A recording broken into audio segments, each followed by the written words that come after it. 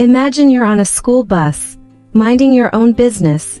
Then the air itself turns into a blade and slices everyone in half. You're the only one left. What would you do next? Hi, if that grabbed you, stay with me. Welcome to Movie Recaps Hub Podcast. Today, we're diving into Tag 2015, a surreal, brutal ride where reality keeps slipping and one girl, Mitsuko, has to survive a world that treats her like a character in a game. I'll walk you through the whole story, every twist and turn in a chill, easy-to-follow way. Let's jump in. So the movie opens with two school buses rolling down the road, both packed with female students heading to class. Among them is Mitsuko. She's quiet, she's got this charm about her, and she's always writing in her notebook. Her friends tease her about it. One of them even snatches the notebook, making her pen fall to the floor. Mitsuko bends down to pick up the pen, and then everything goes absolutely wrong. Out of nowhere, an invisible force rushes in and slices both buses in half. The scene is horrifying. The girls are instantly cut apart. Mitsuko stands up in shock, barely able to believe what she's seeing. The only reason she survives is because she bent down to pick up that pen. She bolts off the bus, terrified, and we learn the thing doing all this damage isn't a blade or a person.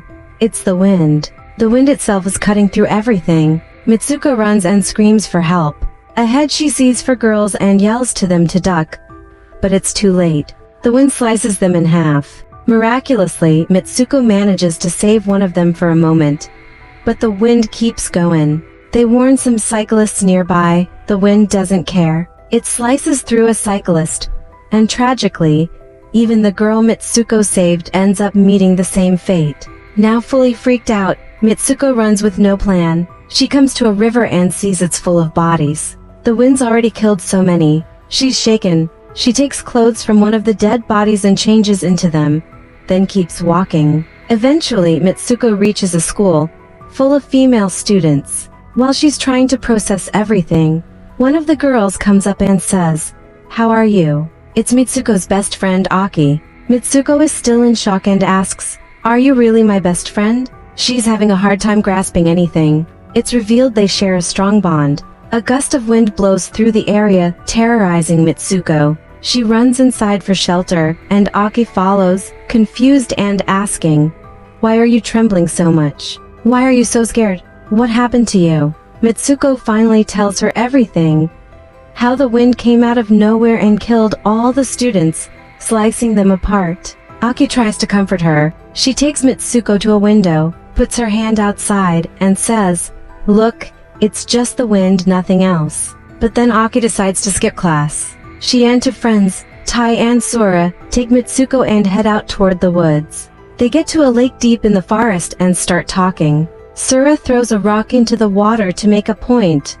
Maybe Mitsuko was in another universe.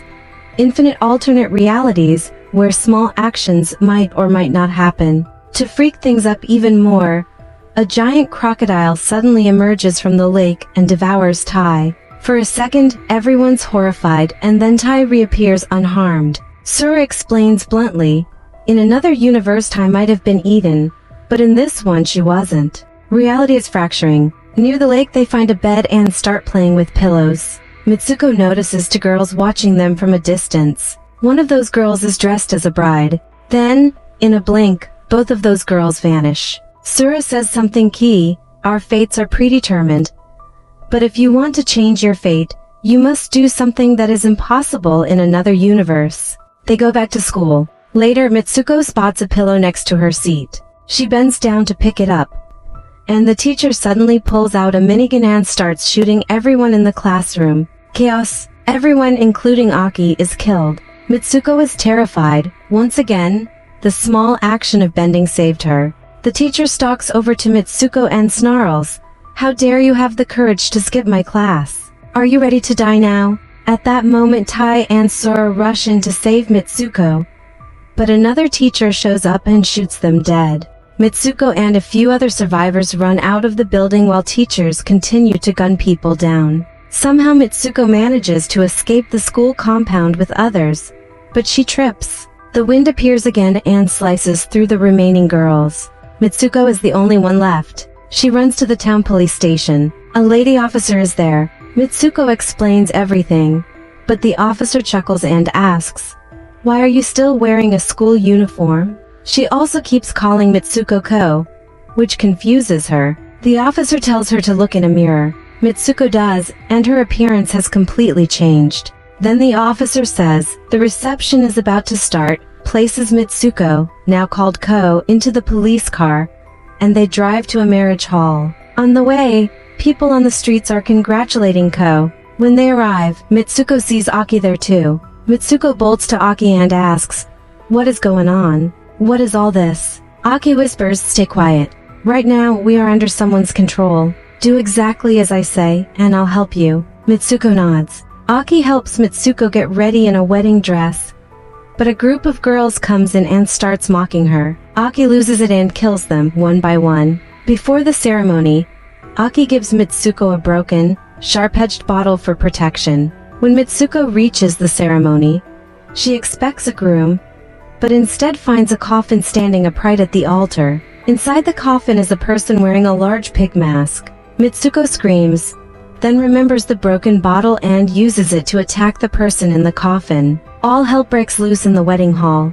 People run. Mitsuko and Aki try to escape, but two women, the same teachers from the school, appear to stop them. Mitsuko and Aki fight them off and get away. Outside, they split up to make it harder for whoever's chasing them to catch both of them. Mitsuko keeps running and catches a glimpse of herself in a mirror. Now she's wearing a marathon outfit. Before she can process it, someone calls her Aomi. At this point she realizes she's a marathon runner, a player in a race. As a marathon runner, she sees Teiko and Sura, her dead friends. Aki arrives running toward her. For a moment Mitsuko feels relieved seeing Aki, but then they spot the pig-masked man and the two teacher women coming after them. Sura tells Mitsuko, "You have to get out of this world no matter what." Aki tells her to run through the fence. Mitsuko runs and finds a cave-like, deserted place. Inside are other students already in uniforms. One of them attacks Mitsuko screaming, "If you survive, we all must die." Aki appears and kills the attacker, then drags Mitsuko deeper into the cave.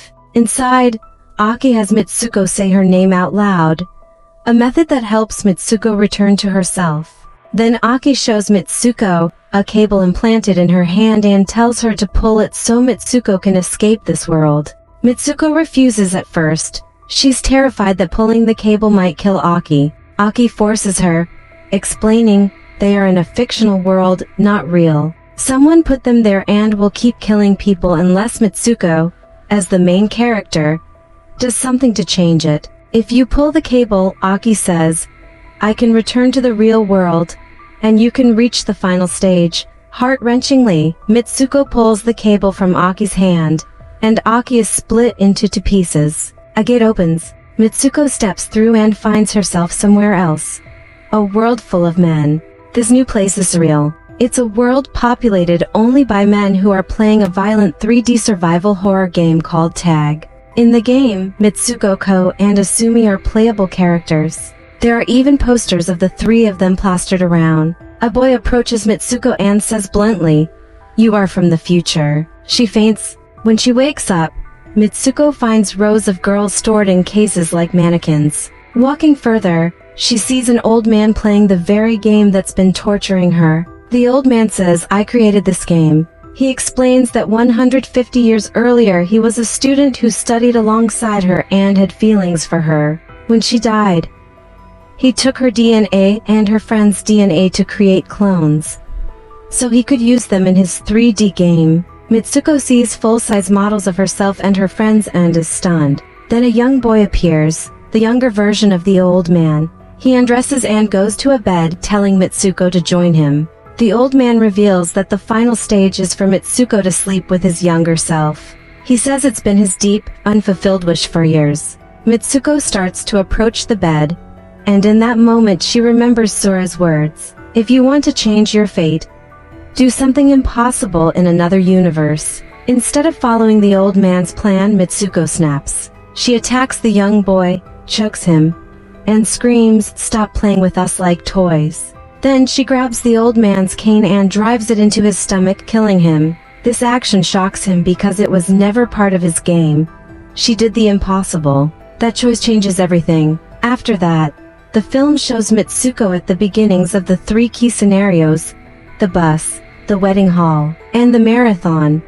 And in each of them she simultaneously ends her life before those events can unfold. It's like she rewrites the loop by taking control. Then Mitsuko wakes up in a snow-covered place. She realizes everything is finally over and she's back in the real world. Tag is brutal and weird, but it's more than gore and shock. It's about control, exploitation, and being treated like an object, literally played with by someone else. Mitsuko's final act is terrifying and tragic, but it's also her reclaiming agency. She chooses how the story ends. Thanks for listening. That's the full recap of Tag 2015. If you like this style, hit that like button, leave a comment with your thoughts or theories, and don't forget to subscribe to Movie Recaps Hub podcast for more movie recaps podcast and deep dives. What movie should I cover next? Drop it in the comments. Until next time, stay curious and I'll see you in the next episode.